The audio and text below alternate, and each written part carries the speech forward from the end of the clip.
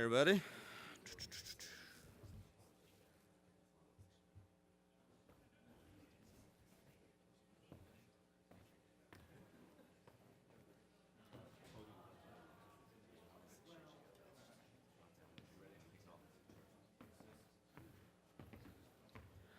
All right, everybody.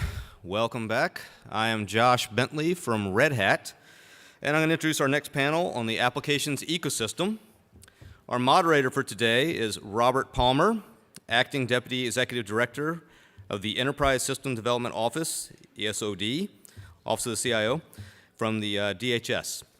We also have with us Linus Barloon II, IT Security Branch Manager, Office of the Sergeant at Arms, U.S. Senate. We've got Bill Bowden, CTO for Mobile from the Office of the CIO, IBM. Andrew Hoog, Chief Executive Officer and co-founder of Now Secure. Cam Jenna, Chief Executive Officer, Synaptech Corporation. And Larry Voss, Enterprise Security Architect from Booz Allen Hamilton. Enjoy. Here's Robert. All right. Thanks. Appreciate it. All right. Good morning. Thankfully, I've got the easy job today. We've got a great lineup of expertise and knowledge areas in our panelists today. And we're going to talk a little bit about ROI and the mobile application ecosystem. So lots going on there, and as we had kind of discussed at various points with the group here on calls and this morning before the panel, this is an interesting topic to unravel because obviously ROI means different things to different people depending on your mission and some other things, and it's a sufficiently large landscape, mobile applications is, and mobility in general. So when we start talking about ROI, it can be difficult to unwind some of those areas. So we're going to do our best I'm going to tee up some questions, and these guys are going to get after it. So as well as, and I think they probably went over some logistics before we started, I have an inbox here, so questions are welcome. If we're not getting to the topic area that you want to hear discussed, then go ahead and throw an email out with that question, and we'll work it into the agenda. So you heard the introductions. We've got, as you noticed, we've got some breadth and depth on the team here, and so what I'm going to do is throw out the first question. And in no particular order, I guess we can just go down the line, however you guys are comfortable doing that. The question is there an app that your organization has developed or that your org is currently using that is returning value to your organization?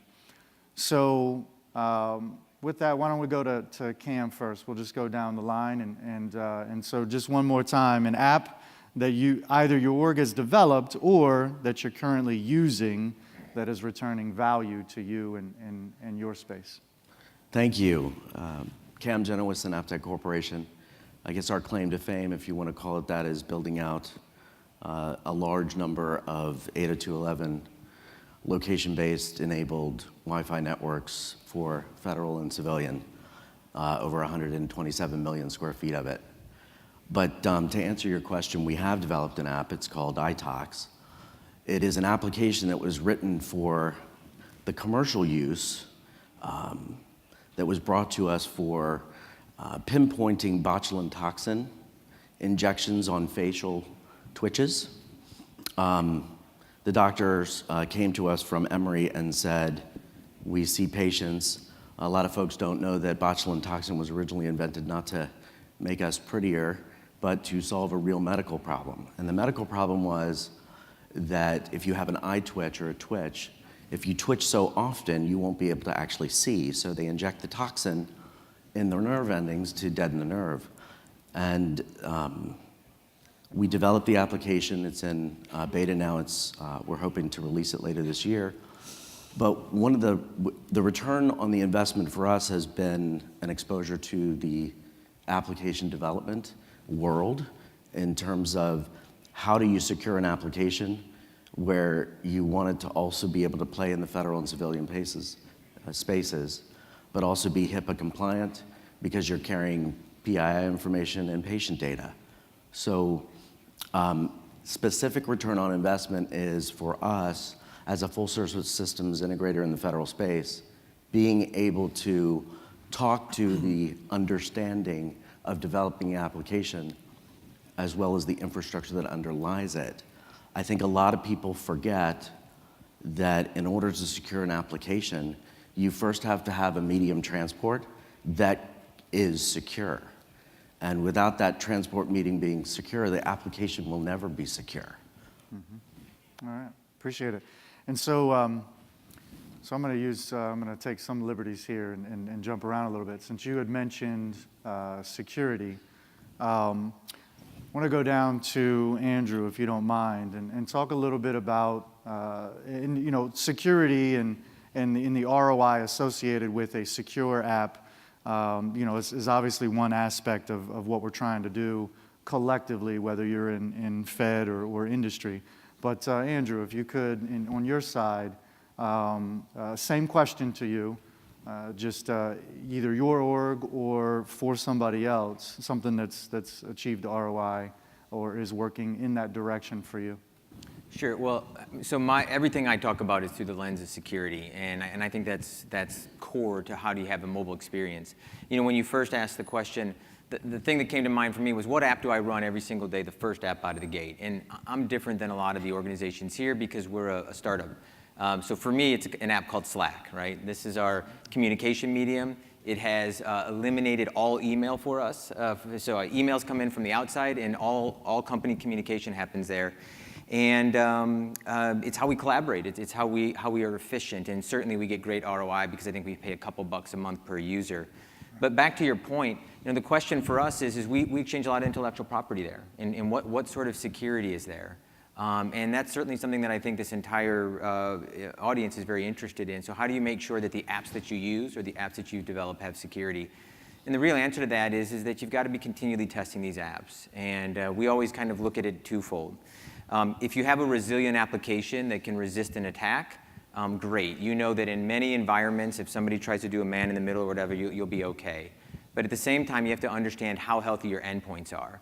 And if you combine a resilient app with a healthy endpoint, then you can operate with a pretty high sense of confidence and do what we want to do with mobile, which is to realize that investment and really see that kind of collaboration, speed to market communication, that enabler that mobile can be, see that happen. So I think that's how you bring those together. But for me, to answer the question, it's an application that we use throughout the entire day. Perfect. Appreciate that.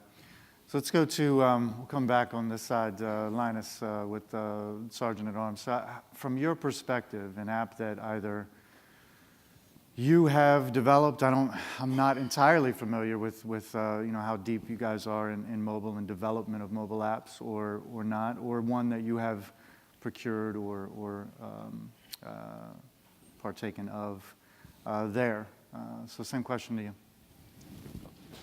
Thanks, Robin. That's a very interesting question. So I kind of want to bridge Right. that gap between what Cam said earlier and then Andy, what you said as well, or Andrew, excuse me, which is from a Sergeant at Arms perspective, I'm the head of cybersecurity for the entire Senate. So the 100 senators, the 39 committees that they support, the 470 locations across the United States.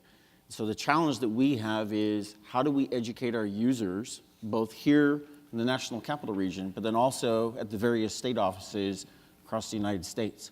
Oftentimes those geo-separated locations could be potentially neglected when you're disseminating that type of information. So last October was Cybersecurity Awareness Month, and one of the presentations that we had was a partnership with Virginia Tech and a professor at Virginia Tech, Dr. Osman Balchi, who is an Apple SME. He's an iOS developer, he's an iOS educator. And so one of the challenges I mentioned was education. And so Andy, I can't agree with you more. Understanding that security model. So understanding the security of the endpoint, but then educating those users. And so we developed an app, we're leveraging the expertise from Virginia Tech, leveraging the expertise from Dr. Osman Balchi to develop an application that works on all the iOS capabilities, either the iPhones or the iPads.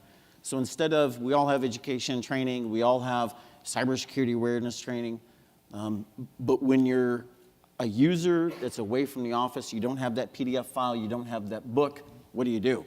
And so when it's right there on your phone, they can access all those tips and tricks on what to do, I'm at a hotel Wi-Fi. What should I do? What should I not do? I need to connect to my VPN. How do I do those things securely? And so from a return on investment, we're not going to see that dollar for dollar savings. However, from a cybersecurity awareness training, that's how we're getting that return on investment to better educate those users both here when we're face-to-face or for the offices across the 470 locations. That's a great point. When we talk about user awareness and how to use this, meet the users where they are, right? So with that, I'll kick it over to Bill from IBM. Sure. From an IBM perspective, we have somewhere in the mid 250, number of applications that we've deployed through our FiberLink app catalog. You may recall several years ago we acquired FiberLink for its Mass 360 content and its MDM, secure browser technologies, et cetera. But that's really, square one. And again, great advice here from the panel: secure the device, secure the applications, et cetera. We're really building an application layer that is built organically on the pieces that we brought into IBM. So if we talk about MDM, we're not talking about just putting the MDM client and the management features on the device. We're talking about also organically tooling each and every application to coordinate its communications to the back end in concert with the MDM APIs that those components actually implement. So in IBM, like I said, 250 some odd applications. That doesn't even include the applications that we've templated for vertical industry use as part of the Apple-IBM relationship. So if you total those together, about 350 applications. But if I come back and said, what are the applications that make a difference? It's not one particular application. It's really a suite of applications that we have, whether we're talking about our applications that enable people to get in touch with other experts instantaneously. That can be things like Same Time, things like our mobile Blue Pages application, or one of our latest applications is an application that focuses on multimedia. So it focuses on securely delivering multimedia to our entire employee base. We have one repository in IBM that has 330,000 user-submitted files in it. And people more and more every day are turning towards video as a way to get their messages across, right? So we've created this secure client, again, for the conveyance of multimedia, whether it be streaming multimedia, downloadable multimedia, all as a secure paradigm and as a way to really deliver the message all the way from our chairman to anyone in IBM that needs to get the message out. Thanks, Bill. Yeah, covered. I mean, there's a lot of, as I stated earlier, there's a lot of ground in the mobility landscape. Larry? Thanks, Rob. Larry Voss, Booz Allen Hamilton. So I'm going to take this up a level here and think about this strategically. So the way we look at it is we look at the mobile workforce evolution. So what we mean by that is you see two sorts of use cases, categories of use cases. One is the knowledge workers, and that's something that all of us here in this room today can really appreciate. And I think we see a lot of productivity gains there, a lot of ROI. But for the department, I think where the real gains in productivity are going to come are when we get this out to the field, to the non-office workers.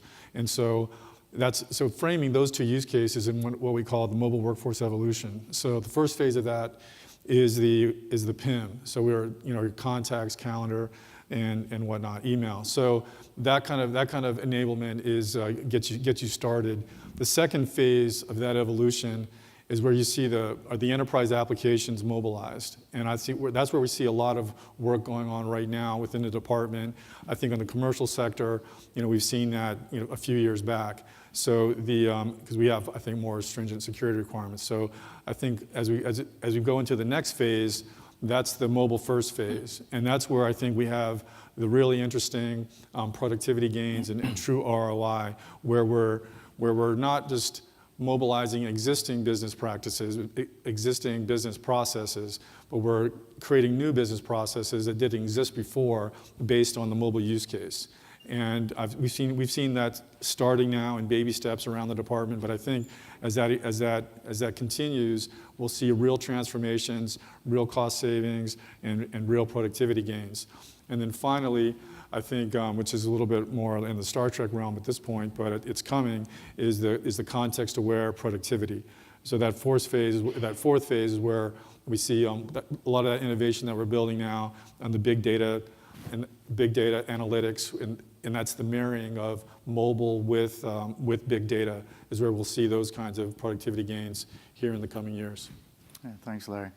Yeah, I think something I pulled out of that was we don't talk about it too much, but this is we're still, even though we've been doing this for 2, 3, 4, 5 years, we're still in the infancy of realizing the benefits of what this technology and these capabilities can offer us. So being that we are in that state, the next question that I have is one that I really like is, let's shift gears a little bit. We talked about a lot of the possibilities and what we're doing right now and the good things that are happening there. So I want each of you to talk a little bit about what is it that you're not able to do right now? Where are those gaps? And you can pick one, because I know there's probably quite a few of them, right? Give me a little insight into where those gaps are. And if you have some thoughts developed on this, what do you see as a potential way through or beyond those gaps? So we'll kind of go a little bit in reverse order. We'll start with Bill on that one, please. Well, we looked at our entire application portfolio as it was evolving, right? Mm-hmm. And we began looking at this when it was like at a sub 100 kind of level. And we wanted to make sure that, from a gap perspective, we really had a gap in the number of resources in IBM that could actually create mobile applications. And we wanted to make that entire process much easier, much more organic, much more integrated with our component architectures, and at the same time provide an entire application development ecosystem that was open. So in other words, we could move fluidly between technologies like AngularJS, Ionic, things that would get us further down the road with hybrid applications, et cetera, but would make programming easier. What we did as a result of all that is that we created a platform and a program within IBM that really energizes development communities by, first of all, giving them all of the assets that they need right away through a portal to get started in the mobile programming realm. So whether they're working on Android-type applications, iOS applications, hybrid applications, et cetera, they have this kind of go-to resource, right? And it's something that can get people up and running and create, we kind of put it out there during our initial design camp is that we wanted people to create an application in 10 minutes or less, right? So right. We've kind of gotten to that particular stage now.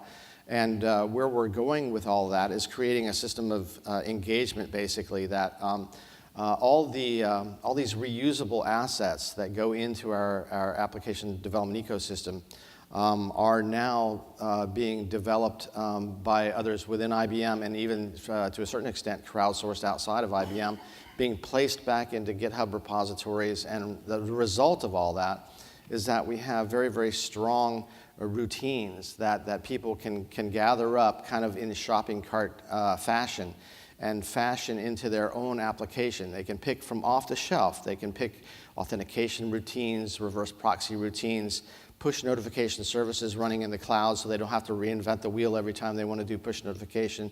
But they can take and assemble all of these different services and all these different APIs, even design patterns, into a scaffolded application and quicker than ever be up and running. We had one team from Brazil recently.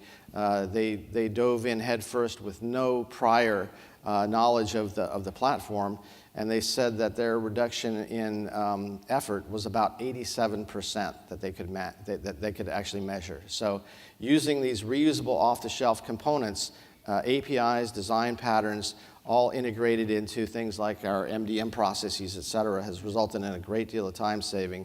And I say from a gap perspective has really enabled us to meet the challenge of creating all the applications that we need to create as an enterprise. Excellent. That's good info. Go back to Larry real quick.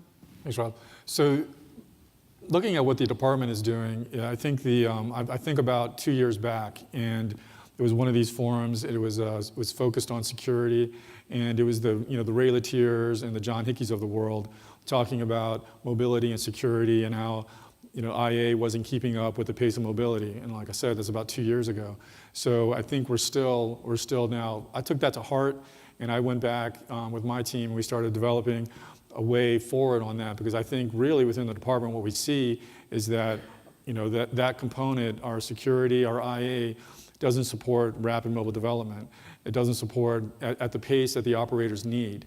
So I mean, at the same time, we can talk. You can see what happened at the Mayo Clinic. You can see what happened at J.P. Morgan and the threat vectors there. Jim Nelms and his issues up at Mayo, with their security not being implemented properly. So from a mobile application perspective, so those are the kind of things that we've avoided by emphasizing security within the department. But we still have that gap. So in terms of supporting the warfighter at the pace that they require. So so what we've looked at there is built-in code assurance is what we call it, and enabling that for the on an application development platform for the line of business apps for the warfighters. So once we get that piece solved now, I think that's going to solve this gap for us between pace and requirements. Nice. So we've got the development and integration platform. We've got the code assurance right on that side. So Linus, go to you. Throughout the last 14 years of my cybersecurity career, I've always been an operational security guy. I'm going to ask a question for the audience first. So anyone here ever bought a car new used from a dealer? Perfect. Will, you've bought a car? Right. So, and I've seen your YouTube videos of you driving too, so interesting. So when you bought your car, did the dealer say, thou shalt drive your car this way and only on Interstate 66? Not last night, because no one was driving anywhere in 66. Right. But did they give you the limitation of how you're going to drive that car? How fast? No. Why do we do that with mobility?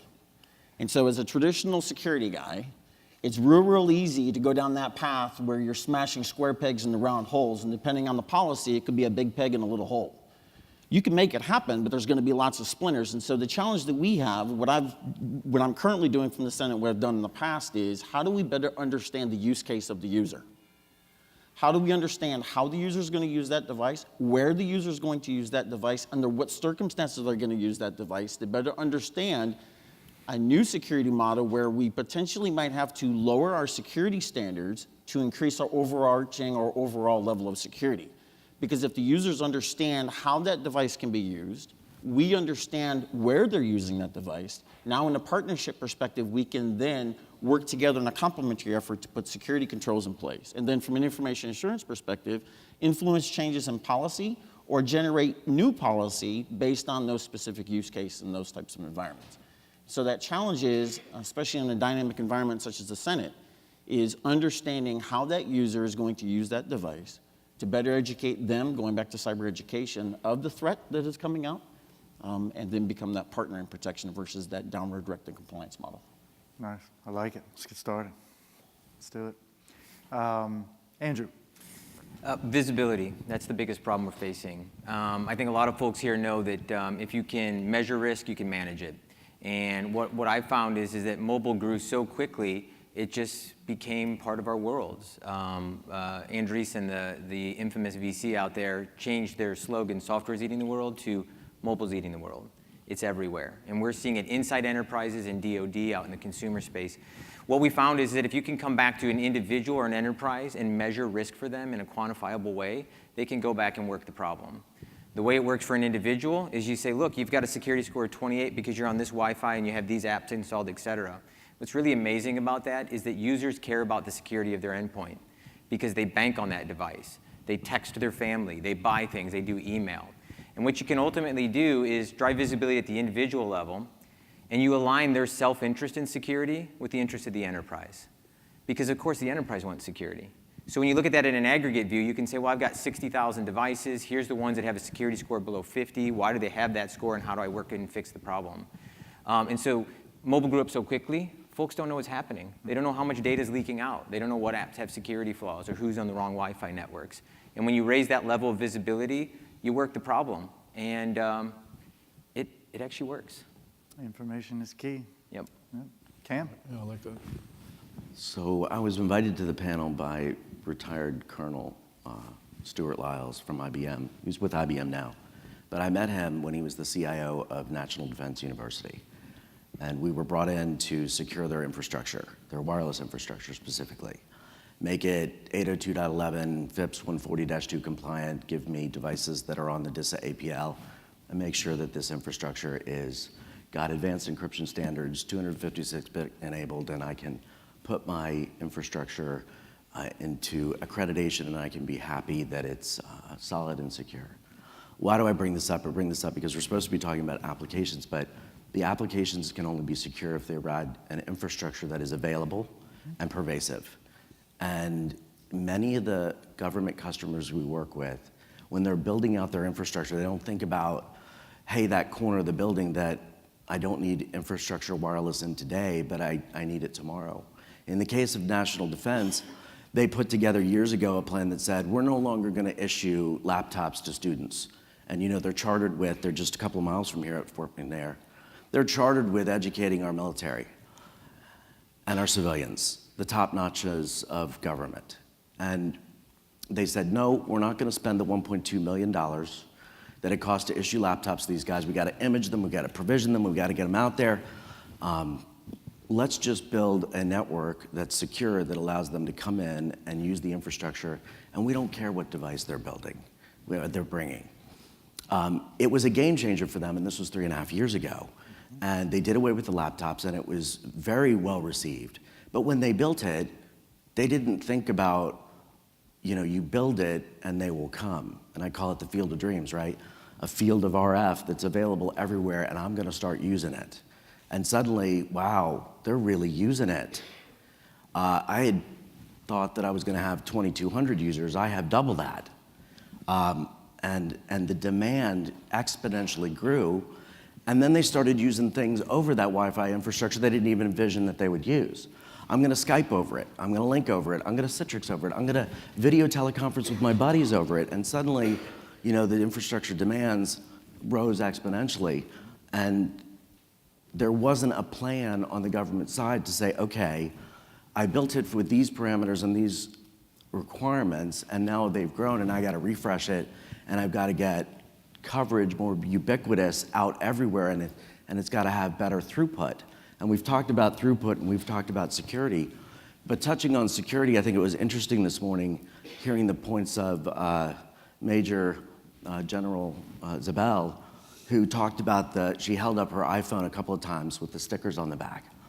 And I thought it was very interesting that she showed stickers for different buildings that she was allowed to get into. And that's just not sustainable. You can't put a whole bunch of stickers and have it become this device that looks like an old briefcase where every country I've been to has a sticker on it. She didn't talk about geofencing, but really it is.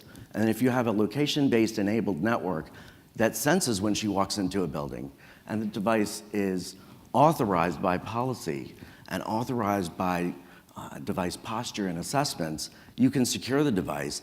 And the types of things that she wants to be able to do securely within that facility suddenly become possible in that area. So I think we've got a long way to go. You started the question with, what are the major hurdles? The major hurdles are getting IA and information security folks to realize that wireless is not your enemy and it's here to come. Mobility is everywhere. And at the end of the day, when you're saying, I need to keep wireless out of certain sections of my building, that's so wrong. That you should want it everywhere, because those devices become tattletale devices if you're managing it from an enterprise console. Right. Great point. Great point. I'm going to come back to that point just to prep everybody. We're going to get to, so we've talked about fostering innovation, and the context of the panel was How are we getting return on investment while we foster innovation, while we enable rapid development, which we've heard a lot about that. We've heard a lot about the capabilities that exist out there, ones that we've somewhat realized already and ones that are on the horizon. And if we could get a few things done, we could realize even more success in that area. And we've talked about a little bit of how do we enable those technologies and capabilities.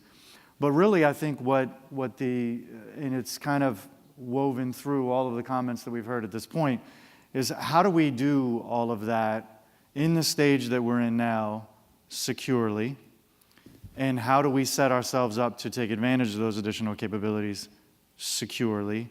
And so part of that is going to be the gaps that you've spoken of. But now what we want to talk about is, let's look at the positive side of things. And maybe expand on some of those other topics that you brought in.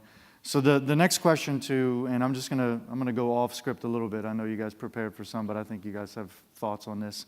We're gonna go to everybody on, from your view of the world, how do we navigate this technology and business landscape going forward from your perspective, and how do we do it securely now and in the future? And I know that's a broad comment, so pick what you want in there and give us some gold nuggets there. All right, so I'll start with, let's go back and I'll start with Andrew.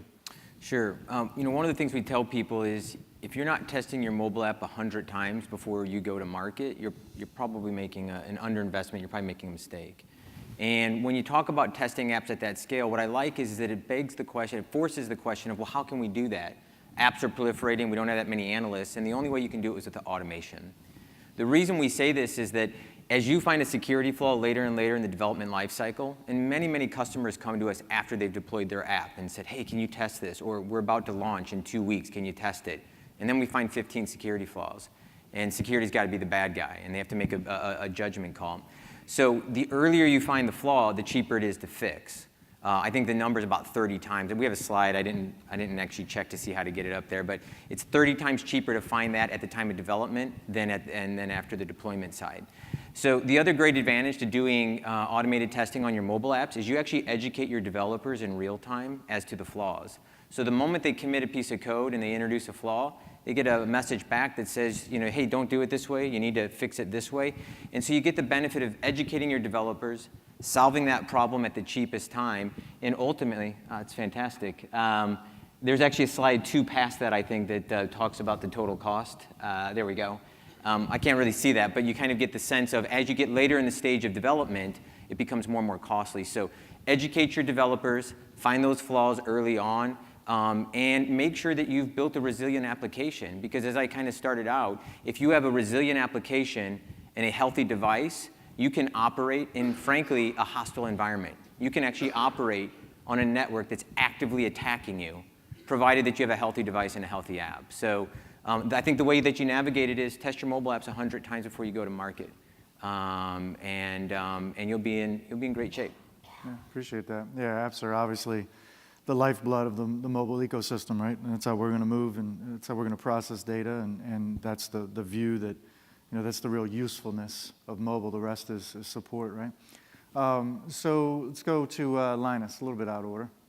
So understanding the traditional risk management framework equation, threats, vulnerabilities, the impact, and the likelihoods.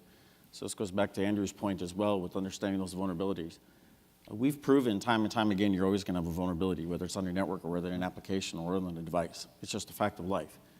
So the challenge is, again, understanding the user, understanding your cyber threat, your attack vectors, the cyber adversarial profile, such that when you understand the user, you can get inside the user's OODA loop and then get inside the cyber adversary's OODA loop to then more in an agile fashion exercise your risk management framework that, yes, you are going to have a vulnerability, but how quickly can you react to that vulnerability and how does it impact that user? And so then you start focusing on the mitigation strategies.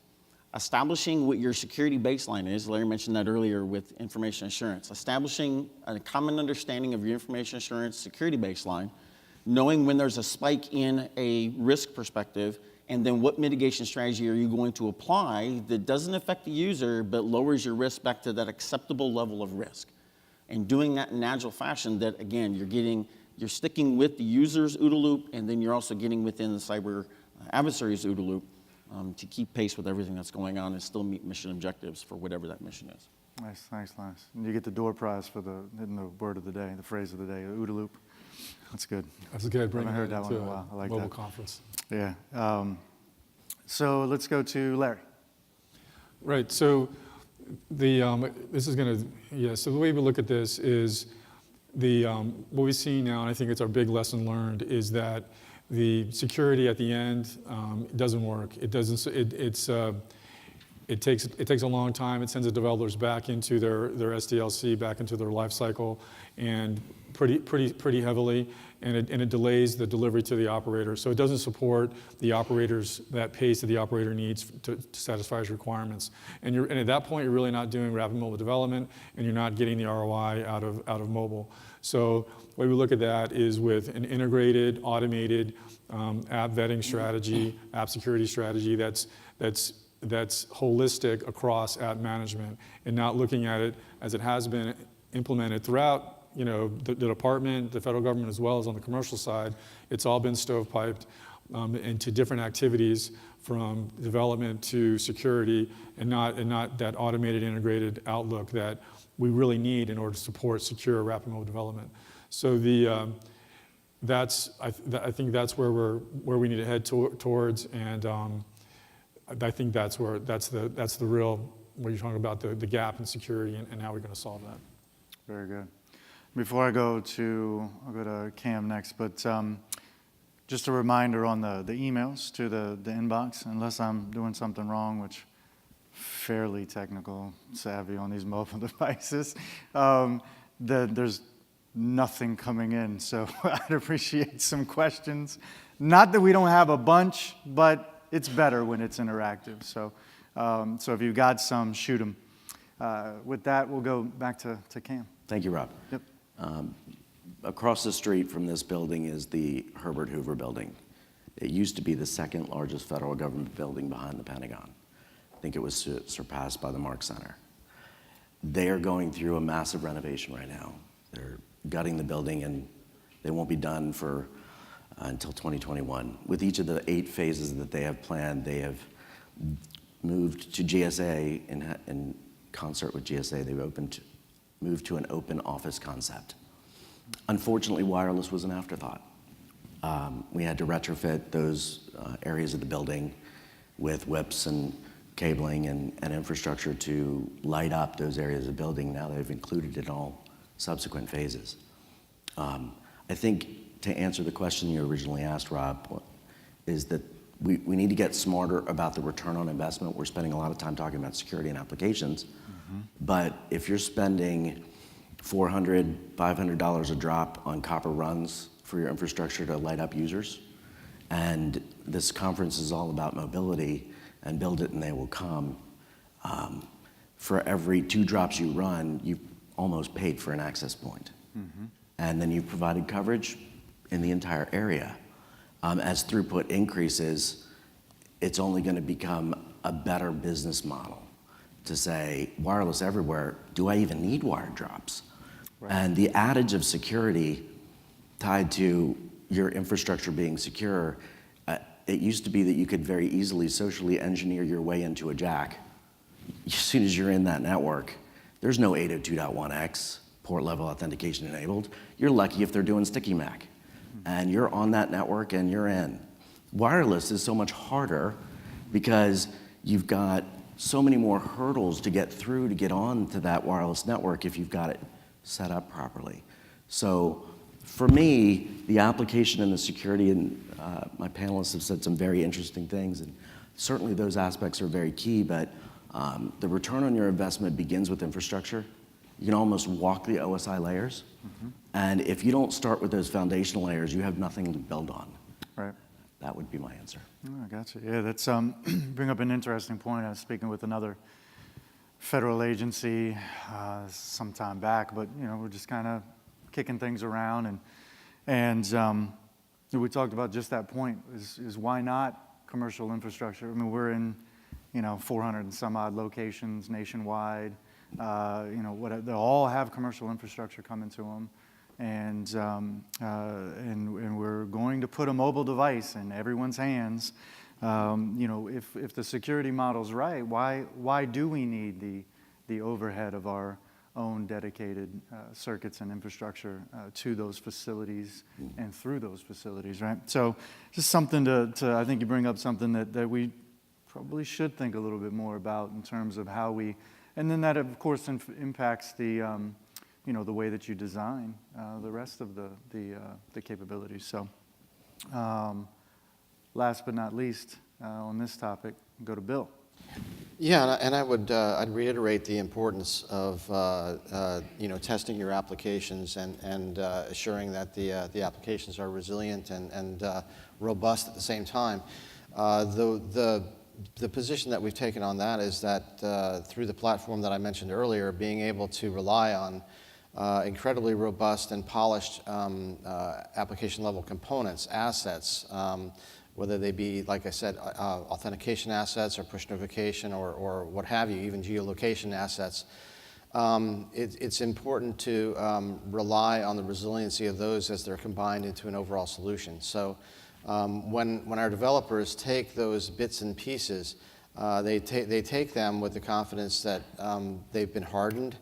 They are already pre-integrated with things like our T-Leaf solutions for network analytics, our QRadar for even things like fraud detection, and are even pre-tooled with mobile quality assurance being kind of like an underpinning of the application in general. So when you're testing applications, you might be testing them within development teams, you might be testing them within family and friends kinds of peripheries. Those family and friends are able to instantly report defects back using mobile quality assurance because it's a part of the application.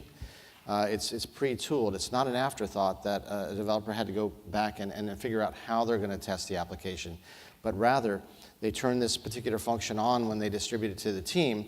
The team can then distribute snapshots of screens, mark them up, ensuring that what the development team gets back is an accurate representation on a portal for every device that is in that family and friends distribution. So I think it's, in light of automation, I think you brought up automation, right? We are tooling those capabilities in right from the start so that when your application exits your own kind of system test criteria and enters, or unit test criteria, and enters a more thorough system test with family and friends, that all the bits and pieces are there for that entire community to effectively feed back, even aspects of how that was pre-vetted during the build process. So I don't know how all of your teams develop applications, but in IBM, what we've done is created a build in the cloud solution, a service. So we don't have individual developers that are necessarily building on this laptop or that laptop, essentially applying their own developer credentials or their own development certificates to those applications. We have all that done in the cloud so that we can have one consistent set of certificates applied to the applications. And then also, since they are built in the cloud, one way and one pathway to be able to certify that the applications coming out of there meet the criteria of IBM. So not everything left up to the developer on an ad hoc development system or their MacBook or their Intel machine or whatever it is, but really a build in the cloud metaphor so that all of the certifications, all of the quality assurance that needs to go into that application can be even determined at a binary level. Rob, can I be, you guys asked us to be a little controversial, and I'm actually in full agreement with the last two statements about standard libraries, well-polished, et cetera. But I want to add that there's a downside and there's a blind spot. Mm-hmm. The downside to it is that when we have standard libraries, and look, math is hard, encryption's hard, and you don't roll your own, right? I mean, that's insane, right? But the reality of it is, like, when OpenSSL has a flaw, and we all know about Heartbleed, Apple had a pretty famous go-to, they call it the go-to fail, which is they just kind of, every certificate and every encryption on iOS was broke. So one of the challenges or the downsides to that standardization is that even if you think it's polished, it probably has a flaw in it somewhere. And so when you find a flaw, then you typically find flaws in a bunch of apps. We found one in an advertising library, 8 billion impressions a month, and we got remote code execution on any one of those phones. So that's the example. The blind spot, too, is that development is still a very, very creative thing. So if I have a standard library that does two-factor auth, and I go out there and say, all right, if they've authenticated, then pass them through, else pass them through. I just made a mistake. I got my logic mixed up. And whether you authenticated properly or improperly, I passed you through. That is totally possible with a fully vetted, well-tested SDK out there for, let's say, authentication. So in the end, your safety net is application security testing. I came from a forensics world. I'm an expert witness. We deal in the empirical. So no matter how many great things Apple does or a library did or whatever, in the end, did your app secure the data? Did it store it on the device? Did it transmit it? Was it impacted by man in the middle? And so I would say I actually 100% agree with that standardization. But your safety net, because development is creative and humans make mistakes, is ultimately that safety net is testing those apps empirically. Yeah, and I would say, just to follow up on that, I would say that having the ability for us to determine, from a crowdsourced perspective, where the vulnerabilities are, and then getting them back into the standard library system, and then running an automatic update on the entire suite of applications has paid dividends for us. I could see that. Because we have a channel. It's not like you're going out to 400 different development teams and saying, hey, you need to update this app, or you need to update this app. We have a single pipeline that we can You have a press into controlled action. ecosystem. Exactly. Yeah, it makes sense in that environment. Thank you. So what I'm hearing is a lot of foundational work, right? And we're talking about the difference between what is shared versus common versus, and that's kind of what I'm pulling out of the thread amongst the five of you. A lot of integration. Sounds like we need to collectively come at some of this stuff, and a lot of deeper understanding around what it is that our mobile users want, or how business actually impacts and or can be enhanced by these capabilities. I think that was kind of the common thread, if I could just pull a couple out of there. And obviously we're very focused on security, because that, culturally, that tends to be that, unfortunately, that last stop as a security professional. I hate to be the last stop, right? But yeah, that's kind of where we're at there. The good news is either my pleas have been heard, or it actually helps to have the email address. But either way, now we've got more questions than we're ever going to answer. But so I'm gonna because there's one that I'm actually very interested in. So an individual brought up Major General Zabel mentioned several times in a desire to have an app store. Bill talked a little bit about the creation of an internal component library within IBM. So the specific question is, what can be done by industry to collectively create a shared repository of approved mobile development components, and I'll pause on that, components, for standard requirements, so authentication, push notifications. And now that I read it out loud, I feel like we just kind of hit that a little bit. So does anybody want to maybe expand one or two comments on that? And I'll just, whoever wants to jump on that. I think part of that's happening. You see it happening at IBM, right? Which is kind of already been commented on. And when you have an ecosystem that you can control and update, there's a lot of value there. But this happens naturally and organically in the open source community, right? We open source a lot of our tools. We live out on GitHub. OpenSSL is a great example of it. So I think the industry is already primed to do that. And the question is how can we as an industry ultimately put things out there that are shared and used? Some of it is being sponsored by companies. So if somebody apparently is industry here who asked the question, if you've got something out there that's shared. So we came up with a way that if you're using SSL or TLS to encrypt your traffic, but somebody owns a certificate authority, they could still get inside your tunnel. And so we developed a way that you use PKI to exchange keys on the server and the app side and encrypt inside the tunnel. And we open sourced that about a year ago. We use that in our applications. I think the challenge is nobody knows about that. We've told some people recently, they had no idea about it. So there's a lot of different libraries that are out there. Are they vetted? That's a question. And then second of all, how do you basically do discovery? App stores changed how we found apps. How do you implement that from an industry standpoint? But just kind of being close on the tech side, I mean, we do a lot of that by just living out there in GitHub in the open source community. I think within the department, what we need to look at is, the open source community that works great in industry, and there's that kind of self-regulating that happens when you have that kind of crowdsourcing. Within the department, we have these serious security requirements. So the way I look at it is we have this central platform that has the code assurance libraries that are vetted. Of course, within those there could be something like an OpenSSL issue that we all saw there, but that's part of your risk-based mitigation there. So, but I think we have that platform, and then we enable that for all the lines of business. So because they know what their requirements are, but they need the tools, and I think they're raising that question higher with their through the chains of command. So we see that there's a real strong need for that kind of guidance. How do we do this? How do we do this securely? So I think ultimately that's where we're going to get to the answer. The opposite, to take the situation that we're seeing commercially, the opposite is they don't have that, and so they have these situations where it's an explosion of lines of business applications in the enterprise that are not being vetted at all, and then you get the situation like I mentioned earlier with those with these large institutions having large criminal enterprises and nation-state actors compromising them. So ultimately, I think we're looking at that central platform that's flexible enough for all the lines of business.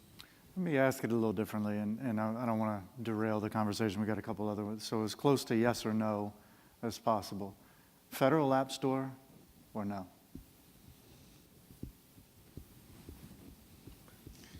We can only give one word answer. Okay. Whoever wants to tackle it, or nobody. I think the answer would be a set of approved applications that go through a vetting process where there's a defined set of standards that the application community knows and understands, where the crypto boundary from origination to termination is defined, and whether or not the government plays a hand in defining what those SDKs are, what their application programming interfaces are, then let industry go do it. Mm-hmm.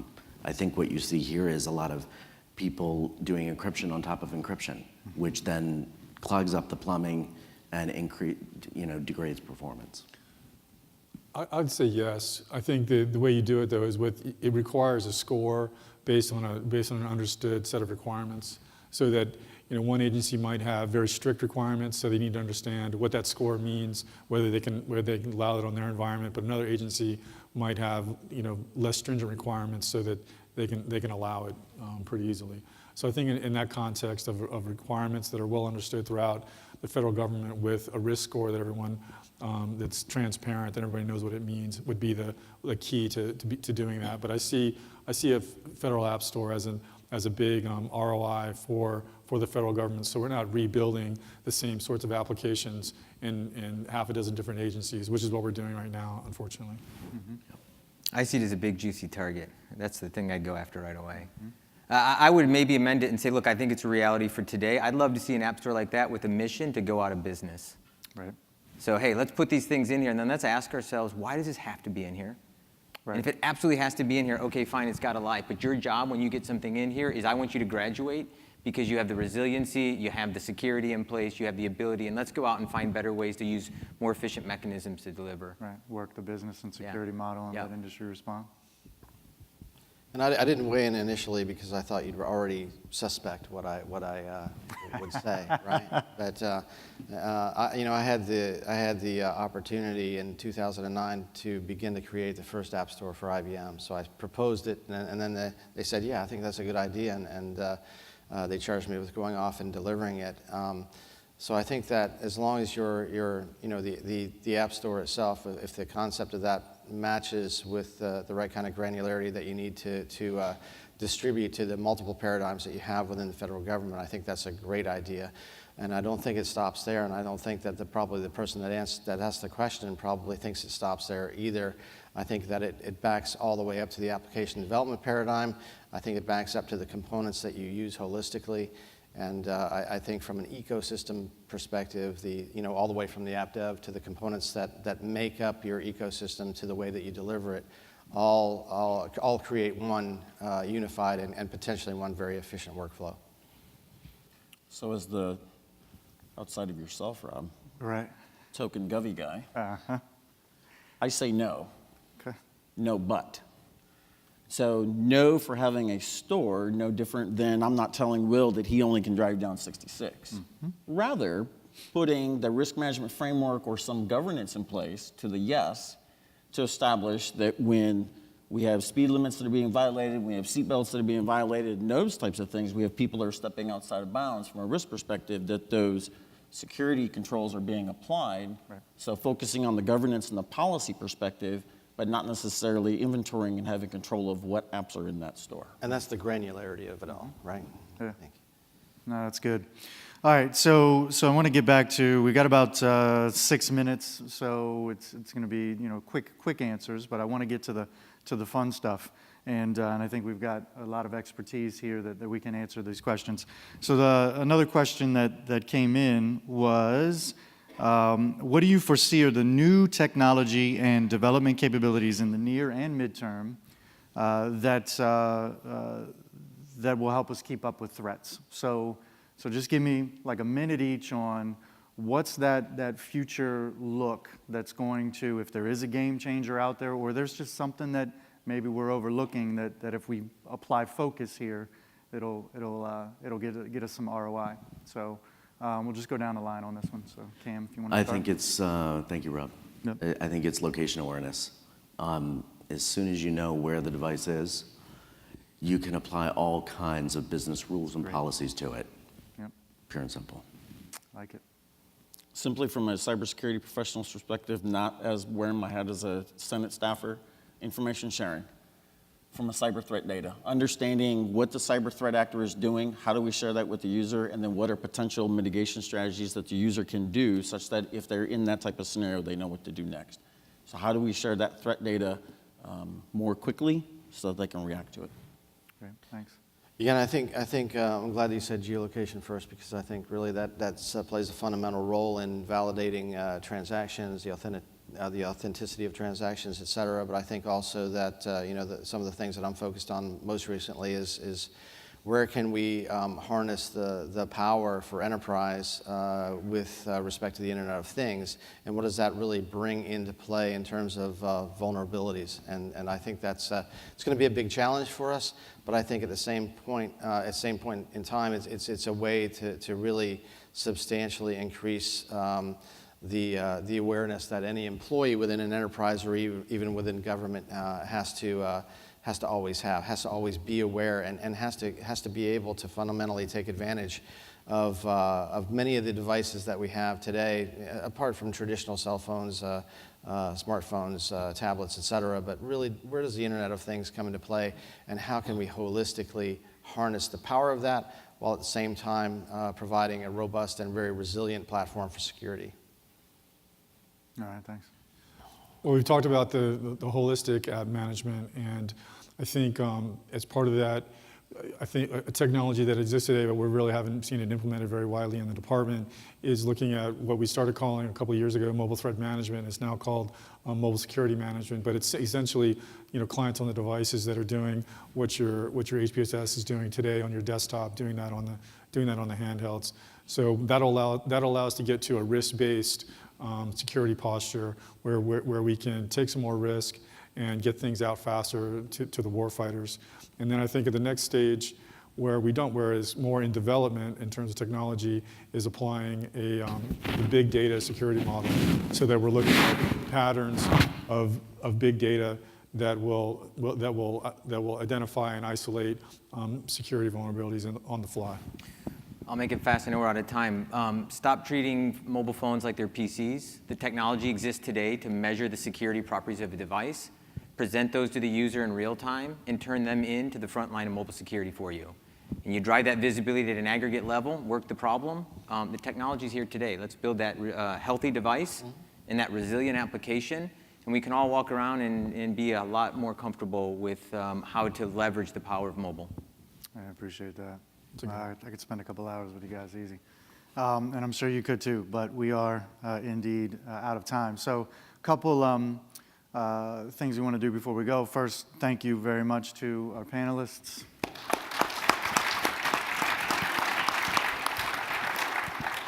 Looks like we stand between them and lunch, so we better get out of the way. So you've got a 45-minute break for lunch. I think you should, for those that are partaking, have a lunch voucher. And from the registration desk upon check-in. And so it says they're good for the entire day, so you can use them at your leisure. I think you nailed it. Thank you very much for attending. Thank you for the questions. Hopefully, you got some good info out of it. And enjoy the rest of your day. Thanks.